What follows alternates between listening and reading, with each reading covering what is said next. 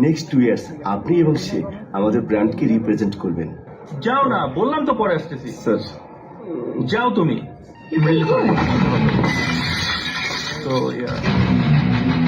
শাকিব খানের রকস্টার সিনেমার এই রোমান্টিক দৃশ্যটি নজর কেড়েছে সকল দর্শকদের। পর্দায় তানজিয়া জামান মিথিলা ও শাকিব খানের কেমিস্ট্রি অসাধারণভাবে ফুটে উঠেছে। প্রথম সিনেমাতেই দর্শকদের হৃদয়ে জায়গা করে নিয়েছেন তানজিয়া জামান মিথিলা। মিস্টার আগুন, আপনি এখানে? আমি তো খেয়ালই করিনি। পেপারটা নিয়ে আসো, এগ্রিমেন্টে সাইন করে নি। আপনার কলমের মুখ খোলা। বাংলা চলচ্চিত্রে প্রতি বছরই নতুন মুখের আগমন ঘটে, তবে খুব কম শিল্পীই আছেন যারা প্রথম কাজ দিয়েই দর্শকদের নজর কাড়তে পেরেছেন।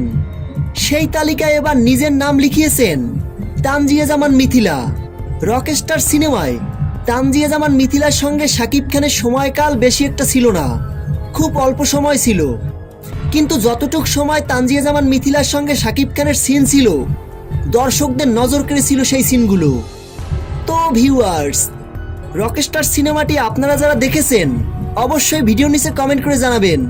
আপনারা যারা এখনো রকস্টার সিনেমাটি দেখেননি, আপনাদের পাশের নিকটস্থ প্রেক্ষাগৃহে গিয়ে রকস্টার সিনেমাটি নিঃসন্দেহে দেখতে পারেন।